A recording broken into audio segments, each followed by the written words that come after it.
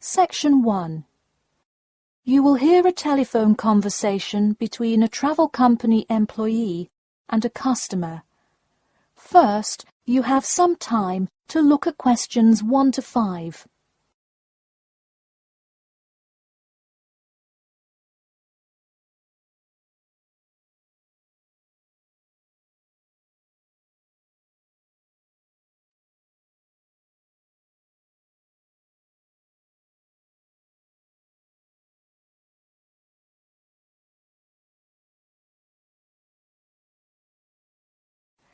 You will see that there is an example which has been done for you. On this occasion only, the conversation relating to this will be played first. Hello? Hi, good morning. This is Talia from Parrot Bay Travel Agency. Is Robert Goddard there? Yes, speaking. The man says that he is Robert Goddard, so Robert Goddard has been written in the space. Now we shall begin. You should answer the questions as you listen, because you will not hear the recording a second time. Listen carefully and answer questions 1 to 5. Hello? Hi, good morning. This is Talia from Parrot Bay Travel Agency. Is Robert Goddard there? Yes, speaking. I'm so sorry that I made such an early phone call, and I'm calling to ask a few questions about your most recent vacation. Could I have 5 minutes of your time? Sure thing. Great, thanks. Now, I see here that you visited Melbourne. Was this your first visit to Melbourne? No, I have actually been there twice before. I see. Now, what would you say was your favourite part about Melbourne? Well, I did like seeing the exotic wildlife, and there are great sights to see, but I have to say I was most impressed by the amazing weather. Yeah, the weather there is amazing. Which of the sites listed as part of our official tour did you see? And of those, which was your favourite? First I saw the theatre, which was beautifully designed. It was not nearly as cool as the town hall, though. The building is a huge part of Melbourne's history. Definitely my favourite. I saw the aquarium too, but wasn't too impressed. I see. Yes, people often have great reviews of Town Hall. Now, I would like to ask you about your dining experience. Did you enjoy the food there? Absolutely, I loved it. I'm glad to hear it. Could you tell me a little bit about what you most enjoyed about the food? Being such an international city, I loved the variety. I could find any type of food I wanted, whether I wanted seafood, burgers, or anything else. You name it, and they had it. Did you drive to Melbourne? No, I flew. I thought about going by train, but in the interest of time, I decided to go by plane. Right, I see.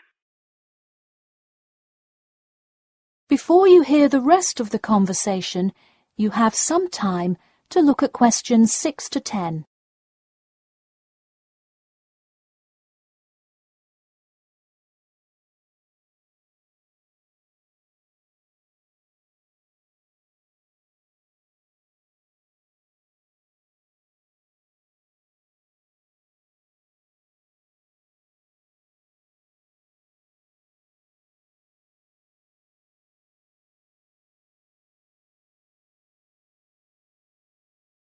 Now listen and answer questions 6 to 10.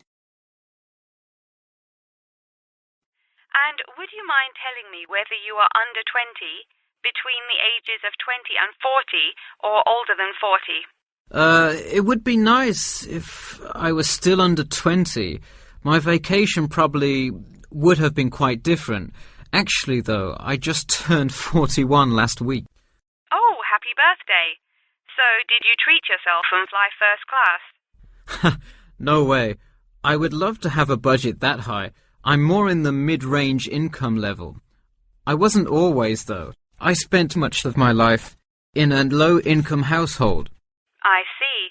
That answers my next question then, of income level. And what was the purpose of this visit? I had to go there on business a lot before and decided I would go there for tourism this time. I see. And what is your occupation? I am mainly a computer programmer. I also write for a travel magazine on the side, which is why I visited Melbourne before, but it's not my main source of income. I see. Wow, it sounds like you work a lot. Yes, I am very busy, which is exactly why I took a nice week-long vacation to Melbourne. I completely agree. Would you care to comment on your accommodation? My hotel was a good value. Staying in the city can get really expensive, so it was nice to find such a good price for the location and quality. I'm glad I didn't end up in some cheap motel in the middle of nowhere. I'm glad you didn't either. Well, thank you for taking part in our survey, and I'm glad you enjoyed your vacation. No problem. Take care. That is the end of section 1. You now have half a minute to check your answers.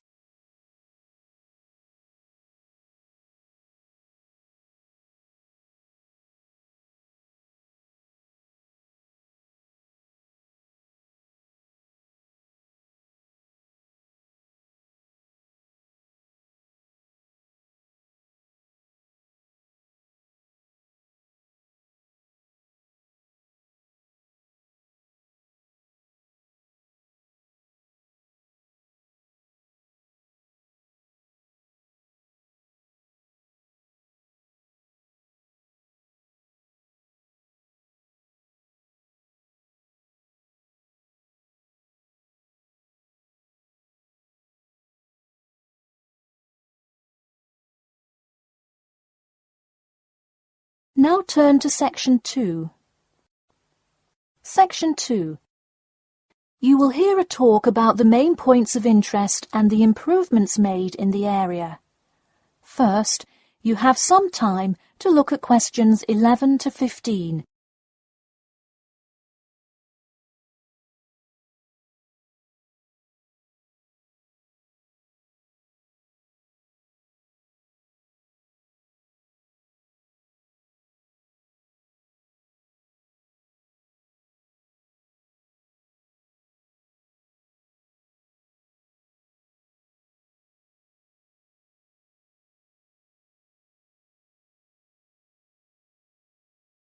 Now listen carefully and answer questions 11 to 15.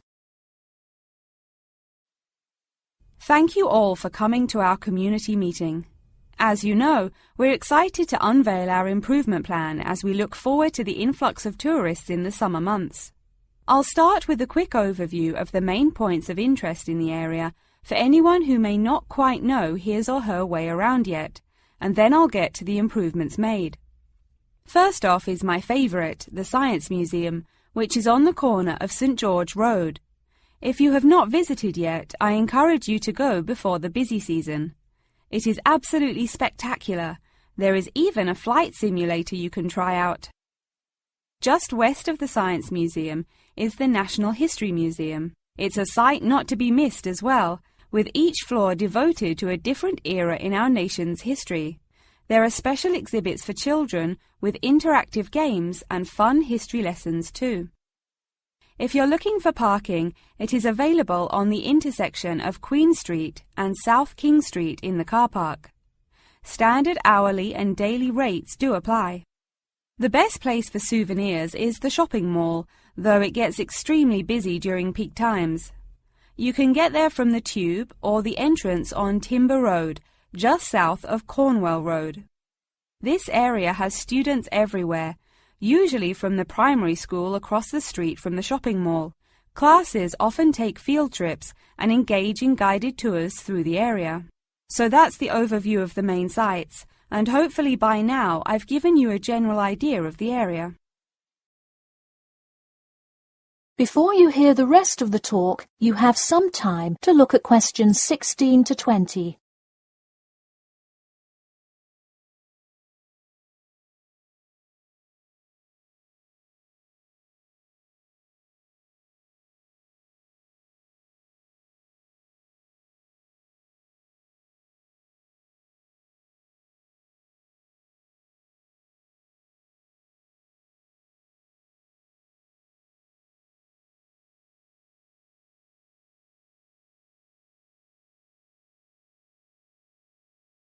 Now listen and answer questions 16 to 20. Now I'm going to outline the improvements we have made in our efforts to make the experience even better for each and every one of our visitors. You probably noticed when you first drove into the car park this morning that there is now additional signage to help avoid confusion. The directions were not entirely clear at first, so we have increased the number of one-way signs indicating the correct direction of traffic flow. Not far from there, in line with our mission of giving back to the community, we constructed a brand new playground for the primary school. It is really something to be excited for. The equipment is state-of-the-art and includes swings, a small climbing wall, and even an obstacle course. Now we'll head north and take a look at the Science Museum. In response to our feedback from past visitors to the museum, there is now free information available outlining not only upcoming IMAX showings, but also natural wonders like meteor showers, eclipses, and other cool natural events. The Science Museum isn't the only museum improving the experience of its visitors. The National History Museum has added an entire new wing to its facility to accommodate the large crowds of people gathering to see the Civil War exhibit, Inventions Timeline exhibit, and other wonderful sections of the museum. The increase in space will definitely give a more calm, comfortable experience for visitors. And finally, remember when there was actually a line at the mall entrance from the tube station? It was terrible trying to get anywhere from the tube because foot traffic got so backed up sometimes. We have addressed that by adding another entry point into the mall from the other end of the platform to disperse the crowd. So those are the major improvements we have made. Clearly, having too many people that want to visit and enjoy what our community has to offer the public is a good problem to have, and I am confident that we have made the changes necessary to accommodate the growing interest in the area. As always, we welcome any questions, comments, or concerns about the new improvement plan. In a few minutes, I will open up the floor for questions, but you can also contact me or any other board member by email or through the city website. Thank you for coming, and I now encourage you to stay for the questions and answers panel occurring between now and 10:30. That is the end of section 2. You now have half a minute to check your answers.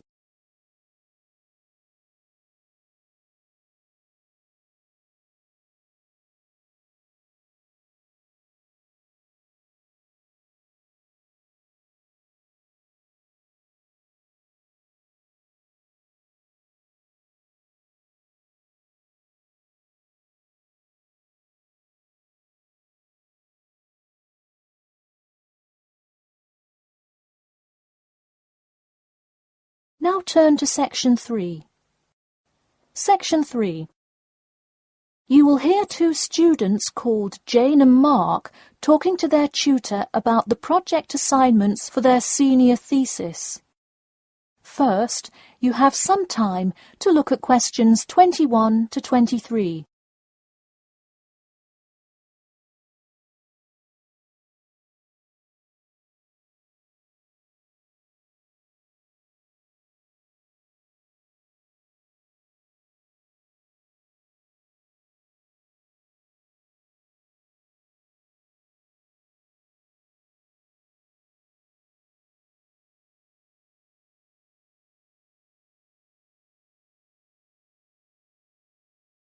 Now listen carefully and answer questions 21 to 23.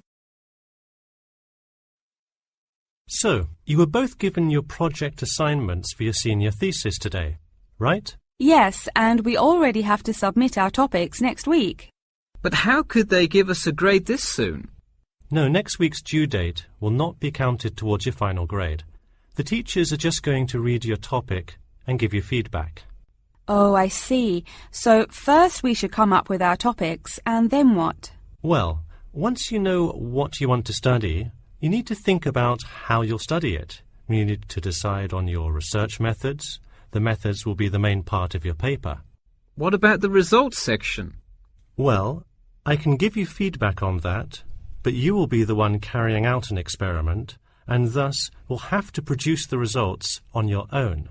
What I would like to do today is practice writing research papers before you even begin your report. I'll give you samples of old data from past experience, and you can practice writing results and drawing conclusions. I think that would be really helpful.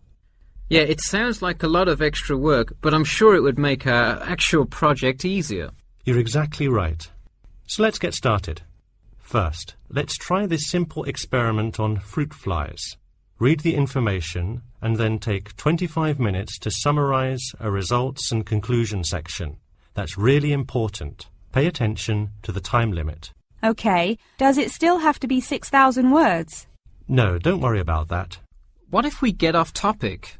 I wouldn't worry too much. You'll have so much information to write about that it should be easy to stay on topic. Before you hear the rest of the talk, you have some time to look at questions 24 to 30.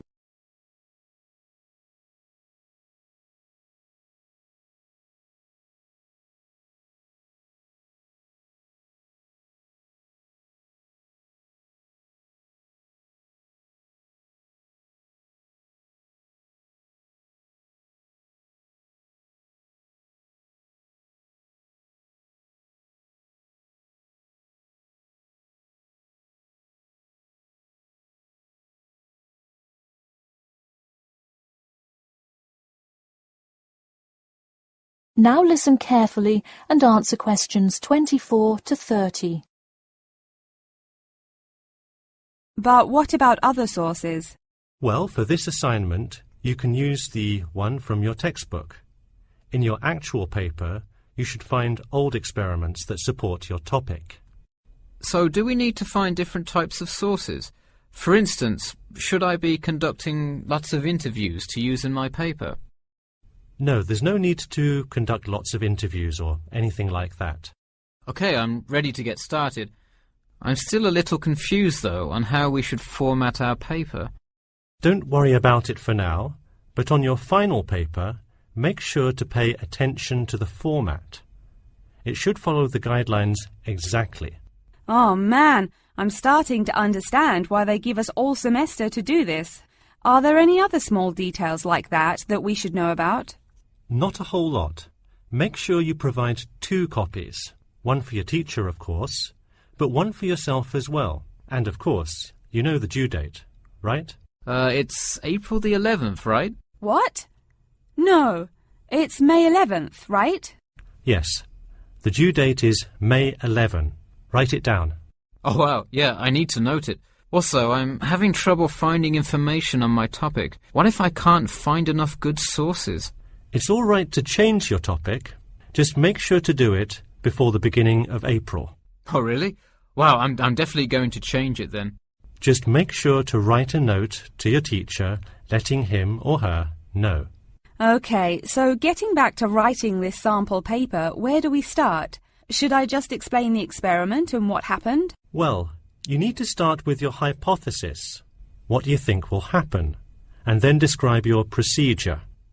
Then you can write up the results and your conclusions.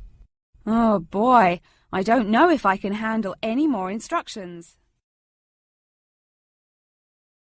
That is the end of section 3. You now have half a minute to check your answers.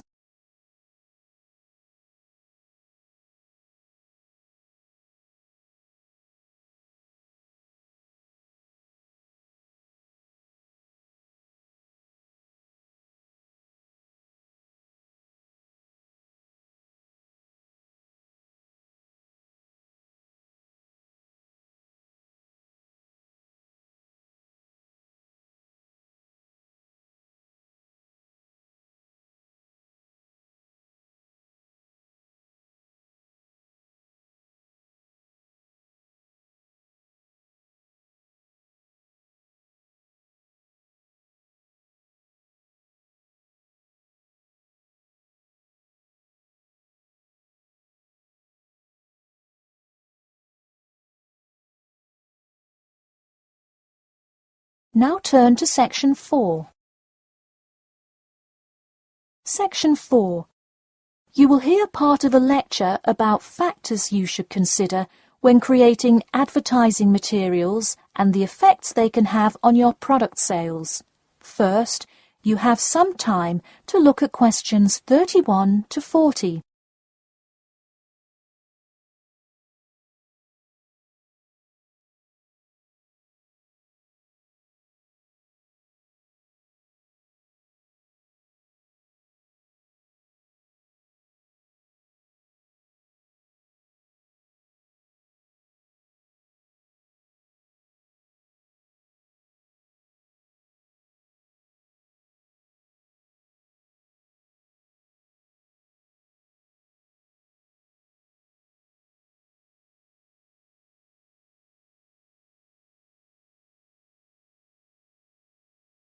Now listen carefully and answer questions 31 to 40.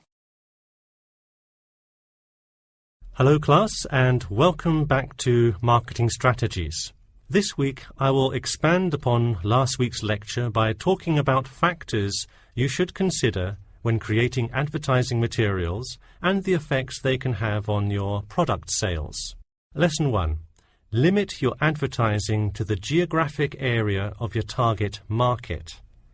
Though you may have a product that people want in a large area, the distance that customers are willing to travel is a significant factor in their choice of where to purchase that product. Take this example. If you're really hungry and decide you want a burrito, would you choose the restaurant that is a block from your apartment, or the one that is just as good, or even slightly better, across town? Of course, you'd pick the closer restaurant. Next, there's the method of communication to your target market. How do you decide among radio ads, TV commercials, flyers, or even word of mouth? While we often think of the visual presentation of ads, there's much more to advertising than the look. Studies show that consumers are much more likely to remember advertising slogans if there's also a sound plate. Did you know that your sense of smell is closely linked with memory? Think about Mandy's candy store up the road. Every time you walk past it, you can just smell the chocolate, right? I bet you can almost smell it now. Just mentioning the name brings about the smell memory and, in turn, a chocolate craving. What better way to sell chocolate bars? Obviously, sometimes appealing to the senses isn't the most practical way to advertise. For example, it's a good idea to come up with a marketing strategy that adapts to the product, especially digital products. The flexibility of this kind of products is extremely important, so it's very common for advertisers to form one single layout for all of their ads, the visual, the medium, even the majority of the content, and simply update the ad each time they come out with a new version. Remember, advertising is all about stirring up the right feeling in your potential customers, whether by stimulating the senses, appealing to the intellect, and so on. Once the customer experiences the ad, the important thing is his or her reaction. Someone could love the ad you made, but unless he or she considers buying the product, you've failed to get the reaction you were looking for.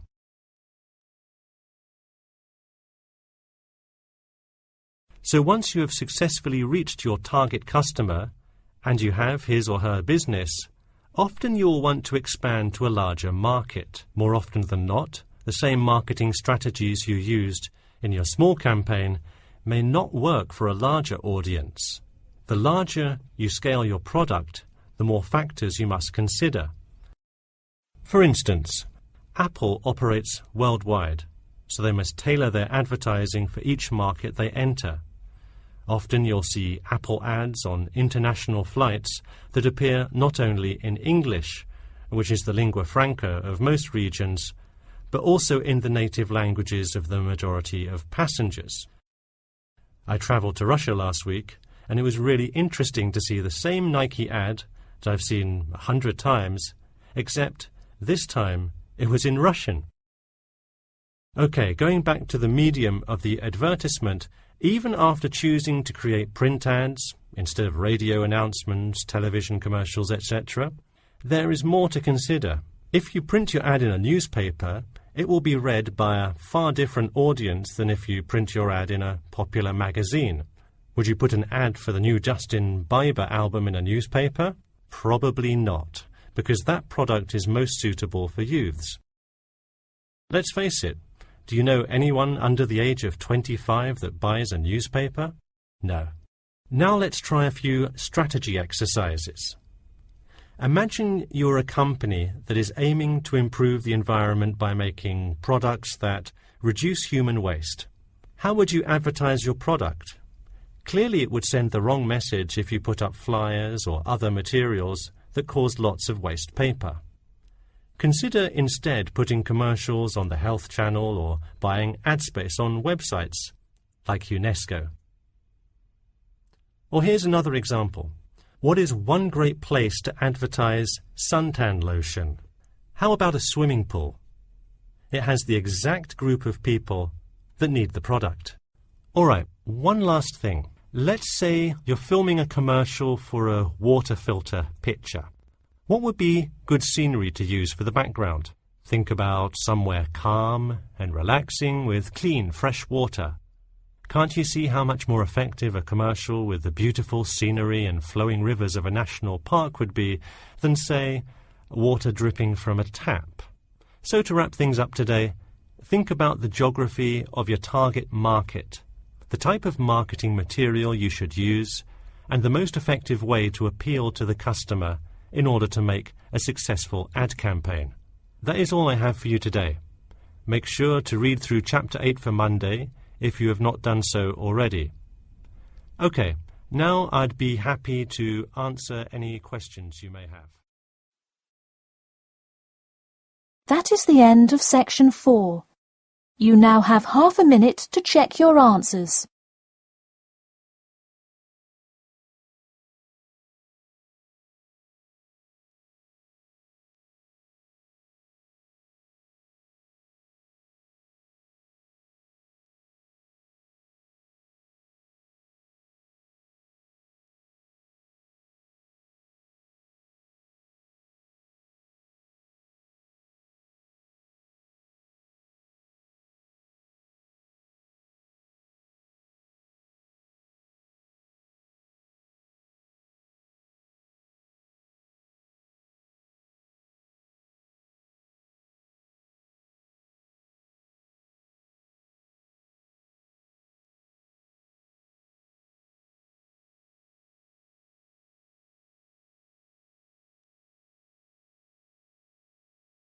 That is the end of the listening test.